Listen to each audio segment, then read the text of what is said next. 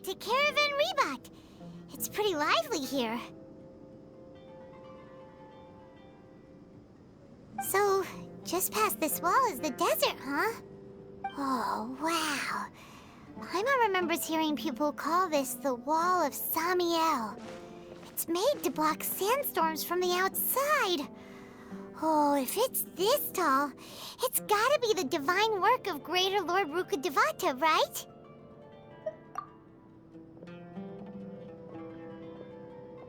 Enough gawking.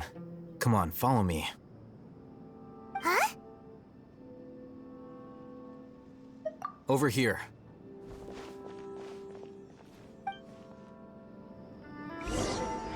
Oh, Ethan went that way!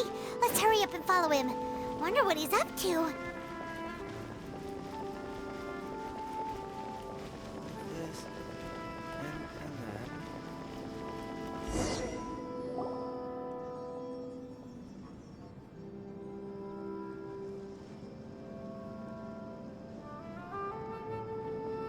What the... Where did he go? How did we lose him? They were just here a second ago. More Eremite mercenaries? Who are they working for this time? Anyway, Traveler, it seems like we were being followed again. You were too careless. You should have noticed those hopeless amateurs trailing you a long time ago. There's no need to thank me.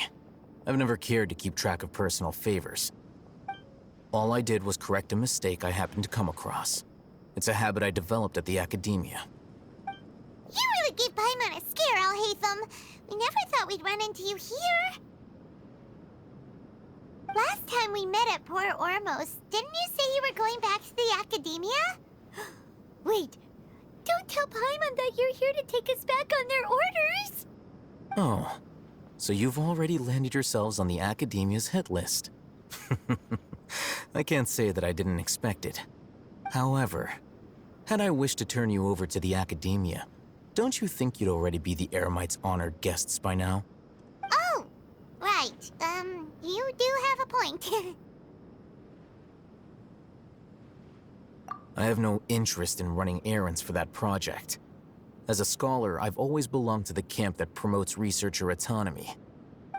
And these days, you're more fascinating than anything the sages can offer.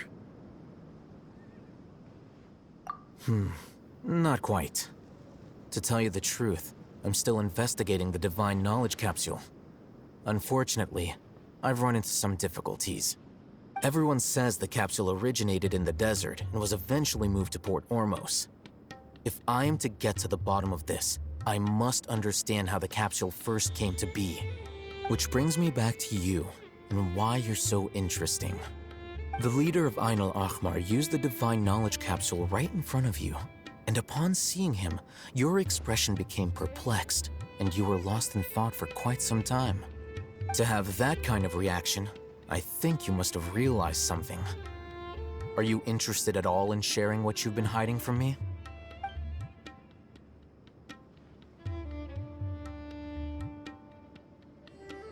Alhaitham, you really have a ridiculous eye for detail. What kind of person even notices or remembers stuff like that? So that's your answer. Well, I do work for the academia after all. So considering that, it is indeed wise to keep your cards close to your chest. But that does prove you do have some undisclosed information about the Divine Knowledge Capsule. Am I right? No matter. Rather than simply learning the answers from you, I'd still prefer to investigate on my own. Speaking of, you two are also headed to the desert? That's right! We have the same plan as you! But we don't really have any concrete goals at the moment. Then I'd suggest starting with Aru Village. It's the largest settlement in the desert, so it'll probably have more resources and intel than anywhere else. Well, would you like to head there together? It's always better to travel with someone you know. Let's go!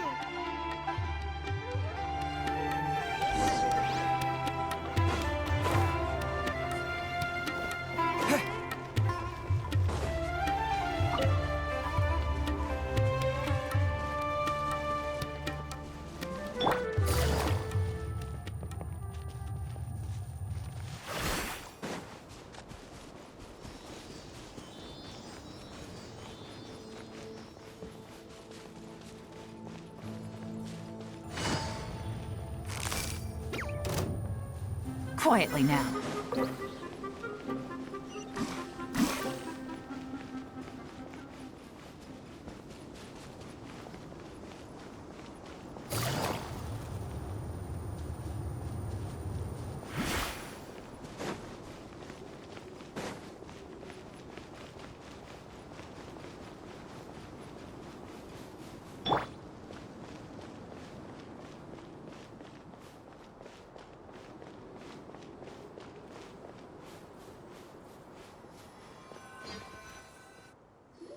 Before us lies Aru Village, the safe haven of the desert folk. Whoa, this landscape is really something else. What a cool place! Let's go check it out!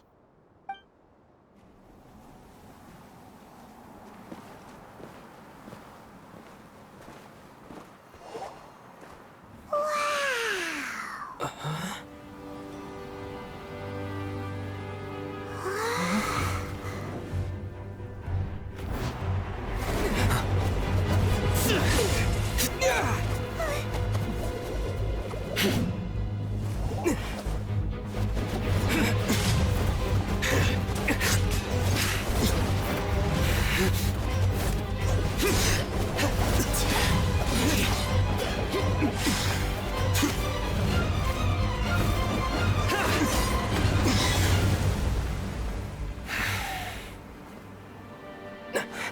Sino.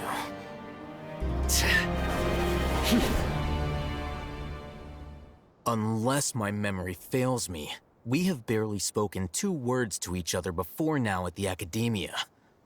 Would you care to enlighten me as to when and how I invited the General Mahamatra's wrath? Oh, Hatham. Do not think you can escape my judgment just because you managed to escape my attack. Judgment? So that's how you'd characterize your actions here, is it? Or would elimination perhaps be a more accurate description? Had I used my full strength, not even this traveler would have been able to stop me. Though styled like an assassination, I sought only to ensure that my target would be unable to flee or resist. Standard practice for the Matra, as well you know. Seemed to me more like your own personal touch. Who is that, Al-Haytham? Did you call him General Mahamatra? Yes. General Mahamatra Sino, head of all the Matra at the Academia. He's a formidable hunter, and the ultimate nightmare for any who have committed academic crimes. You seem to have placed a lot of trust in Al-Haytham, to the point of blocking an attack for him. If I were you, I'd never choose to side with him. I wouldn't believe a single word that comes out of his mouth. I have been pursuing this scribe for a long time. I urge you, stand back and do not seek to defend him any longer. Otherwise, there will be consequences.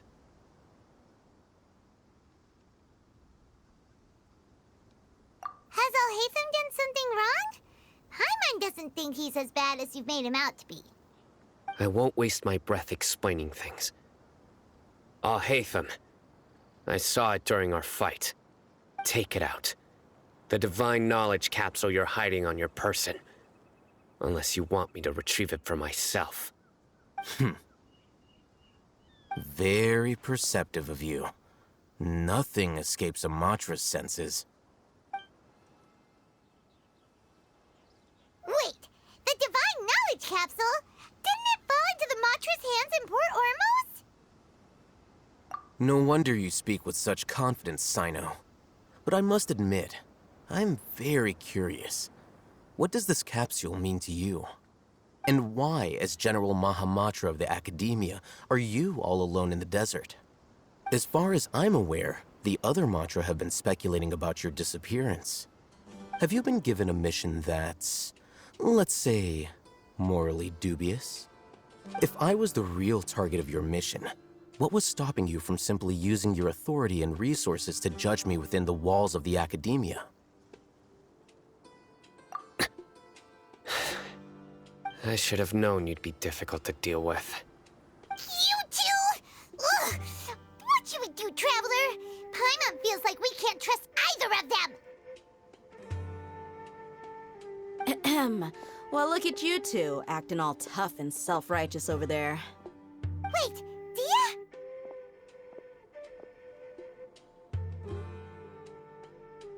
Great! Finally, someone that we can trust! You gotta help us out here, otherwise these two are gonna start fighting again!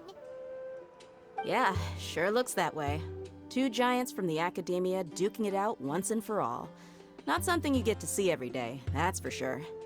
Listen, I know you academic types love to fill up your big brains with self-righteous morality and lord your empty rules and virtues over each other. But how dare you bring your petty disputes into the safe haven of Aru Village? It seems like someone's gonna have to beat some sense into your thick skulls until you finally learn to respect these grounds.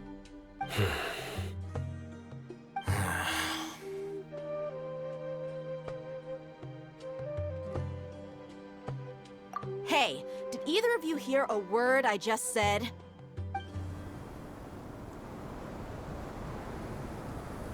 Whoa, what's going on? The wind's so strong! Is this a sandstorm? Paimon's gonna get blown away! Another sandstorm? What's up with these recently? Hey! All of you, over here, quickly! We have to take cover! Someone's calling for us! Oh, this wind is too strong! Let's get over there! That sounded like Candace. Come on, you two. Jeez, are all of you academia folks such hard work? Move it! All right, stop yelling.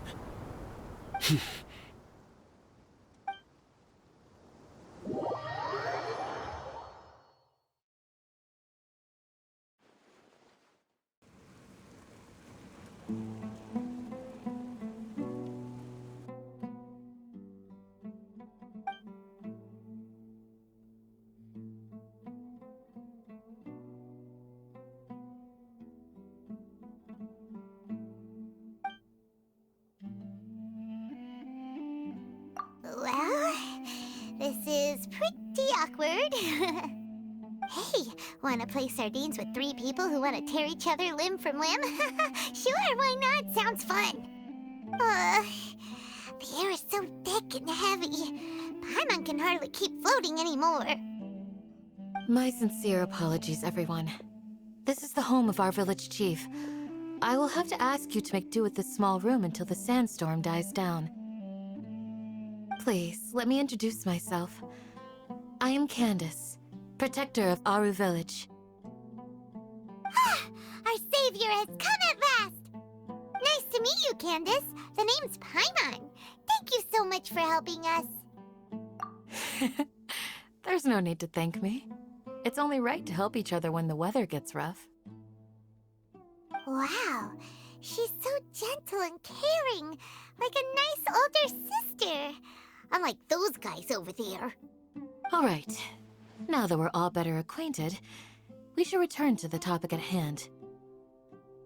As a guardian charged with the responsibility to protect my fellow villagers from harm, I was observing your conflict from afar, even before the sandstorm started.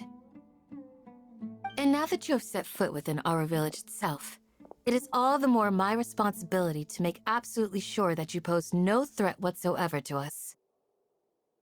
So please, have an honest and sincere conversation with one another, and put your hostile feelings to rest. If anyone dares to start anything again while they are under this roof, I will not hesitate to send them out for some quality time with the creatures of the sandstorm. Oh, on second thought, Paimon may have misjudged Candace's character. And that goes for you too, Miss Dia. Do I make myself clear? All right, we got it, Candace. That's what I like to hear. So, which of you will begin? I was supposed to be a mediator, but I might have gotten a little too involved just now. Anyway, one of those two should probably start talking. Wait, that was you trying to be a mediator? I have nothing to hide, so there's no shame in explaining myself. While All Hatham wasn't wrong about the other Matra not knowing my whereabouts, It's not because I've been assigned a morally dubious mission. Rather, I've chosen to exile myself. Huh? Exile yourself? A little while ago, I discovered that there was data missing in the Academia's project planning and development files. What little they did report clearly did not match the project's actual progress. As General Mahamatra, I had the responsibility and authority to request an audit. However, to my surprise, the person responsible for the erroneous data was none other than Grand Sage Azar himself. I tried to investigate the issue myself before submitting a formal audit request, but I soon found that all leads and potential pieces of incriminating evidence were carefully concealed from me. I began to realize that they were cautious of me from the very beginning. Unsurprisingly, the Grand Sage rejected my audit request as soon as the submission reached his desk. He even said to me, "The power of the General Mahamatra is granted by the sages. You have no right to judge us." So they really are up to no good. I realized then that to the Grand Sage, the Matra are nothing more than tools for the sages to assert and maintain their control over knowledge. The vows that we took, the principles that we strive to uphold, they are meaningless to the academia of today. I believed it would be wise to flee the academia before the sages had a chance to take action against me. This way, they can no longer see nor predict my actions. I will never give up on this investigation. There's no need for someone else to give me power or authority. Once I find the truth, I will administer judgment by my own name. Sino seems to have the same goal as us. We're all investigating the sages. Plus, now that he's no longer the General Mahamatra, he somehow feels a lot less scary.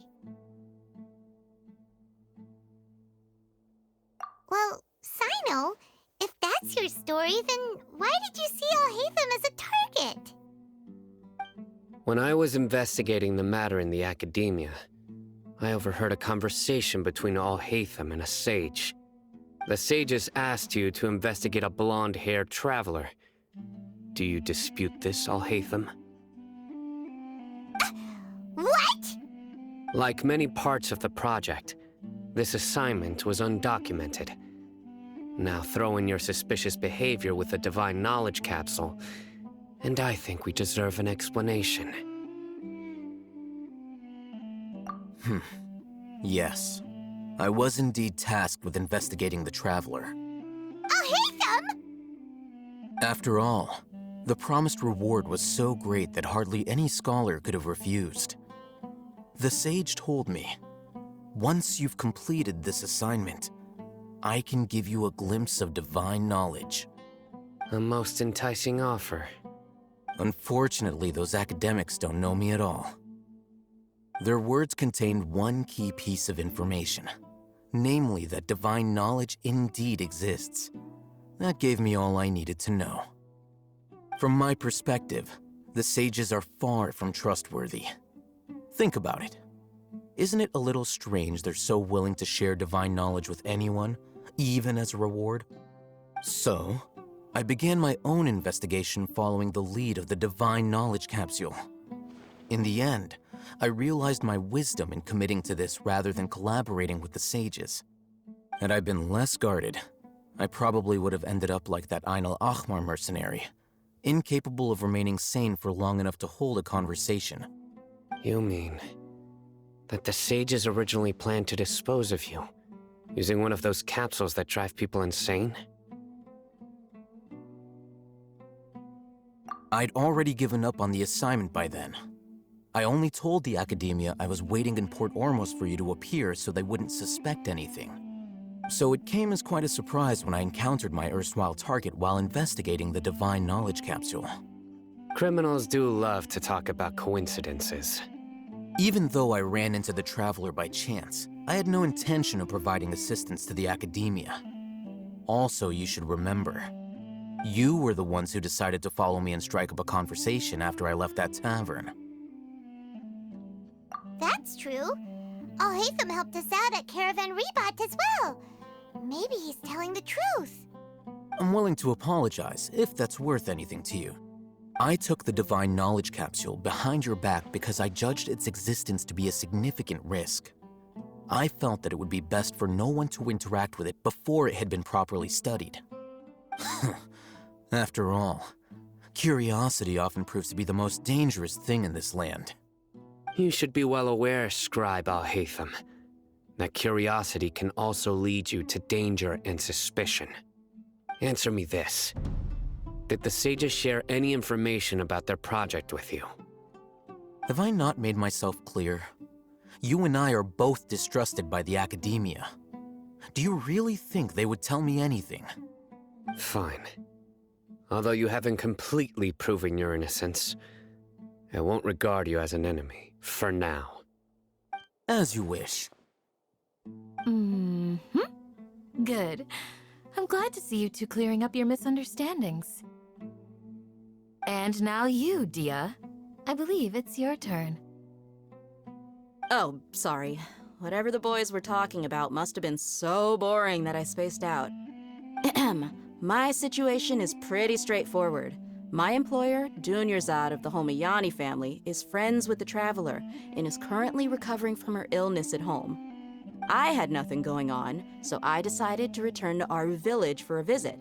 I was actually looking forward to a pretty exciting time getting back together with everyone here. But then I saw these two random guys in the middle of a pointless argument. It ticked me off, and things went downhill from there. Is that all? Well, I will admit that definitely sounds like your style. In that case, welcome back, Dia. That's more like it. I missed you all so much, Candace.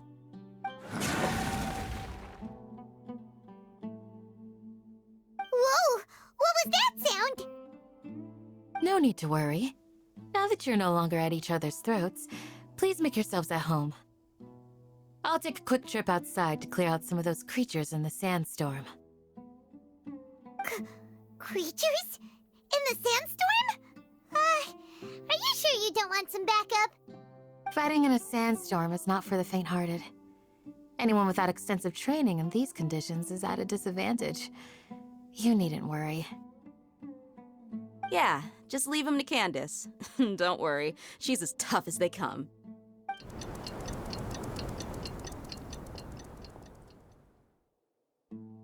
The wind's died down.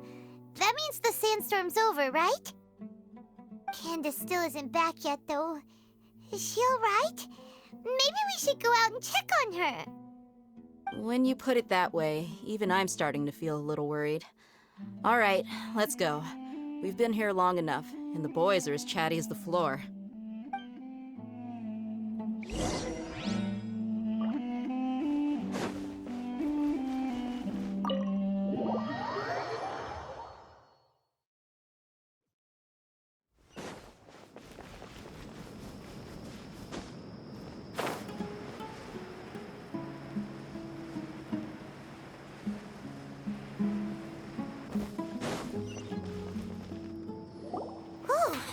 Candace, you're still fighting?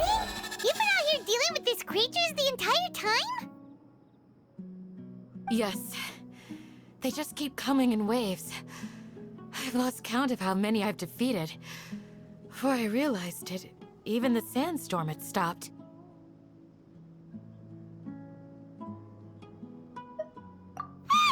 Here comes another wave! Leave this round to us. I got interrupted earlier, but now I have something to take my anger out on. It's been quite a while since I've seen the Flame Mane in action. I'll leave these to you then. I'll be sure to put on a good show. Let's go!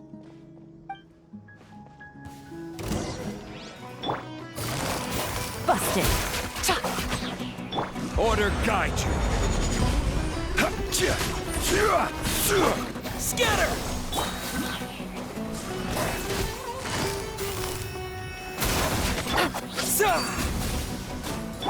Things are about to get dicey. Take it easy.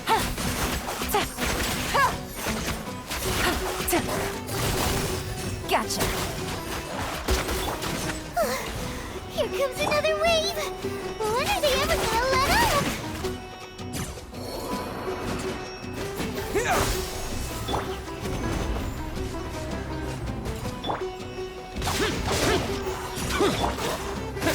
Propagate!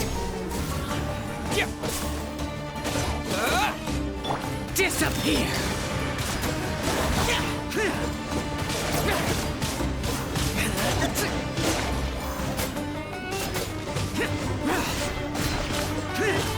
Here! Boring!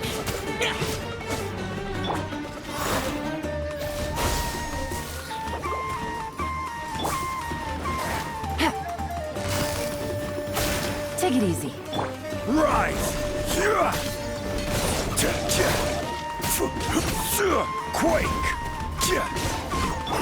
Scatter!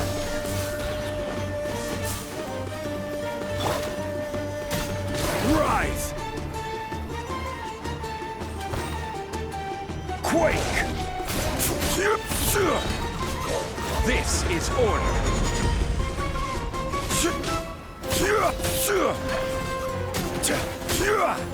Crumble! Busted. How was I so...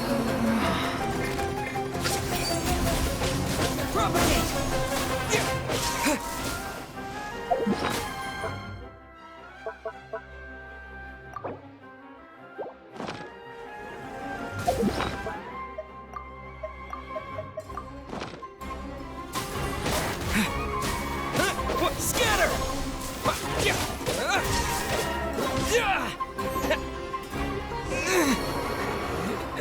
The creature stopped appearing.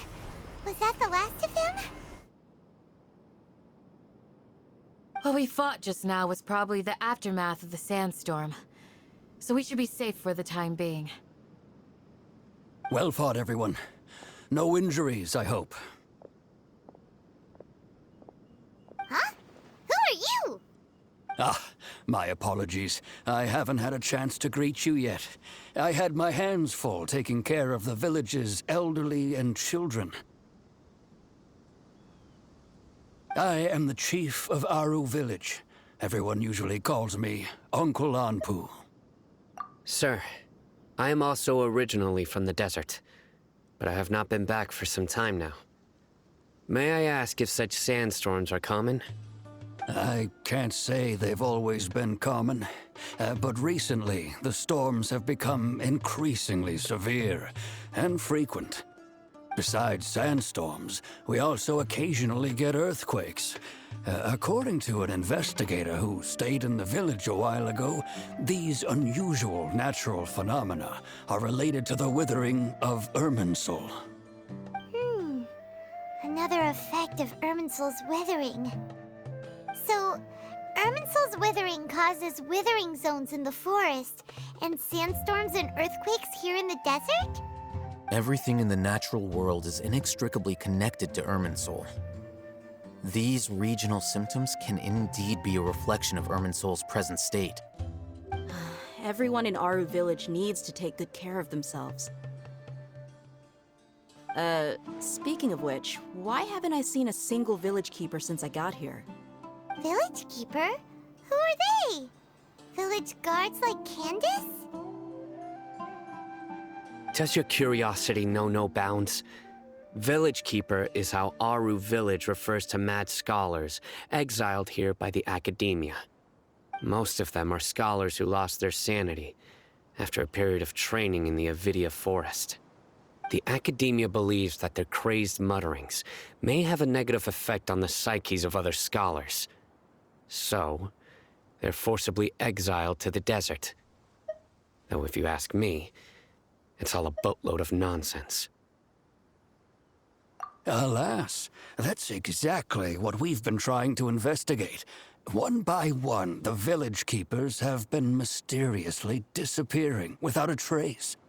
But no one in the village has ever seen them leave. If you're planning to stay around the village for the next few days, I'd appreciate it if you could keep an eye out for them. I've had encounters with those people in the past. I'll see what I can do to help. The Matra are the ones responsible for their exile. Now that you're no longer with them, are you trying to alleviate your guilt and atone for your past sins? I'm fascinated by how you think. Mock me if you will, but if you are guilty, I will eliminate you, regardless of my position or identity. Oh, you're the former General Mahamatra. You must be an expert in these kinds of investigations. Thank you for your help. Is it because you're reminded of Hypatia? Oh, these poor scholars.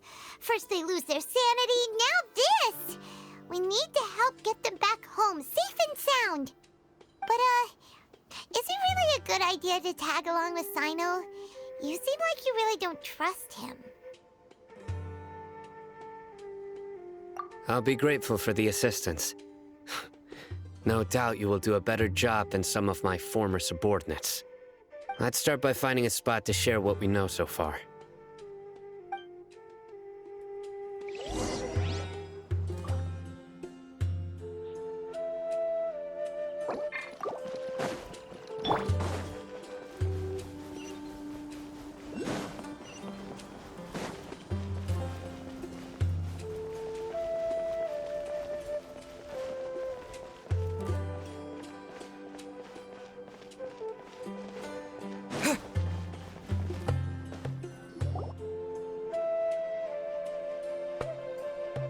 Although I've sent myself into exile, I'm still doing essentially the same things as before. Do you still have any questions for me before we start our investigation? One of my former subordinates told me that this title has its origins in a strange incident. The Academia has long exiled mad scholars to Aru Village. A mysterious phenomenon exists here. When mad scholars first arrive, they are as incoherent and deranged as before. But after spending some time here, they invariably begin to calm down.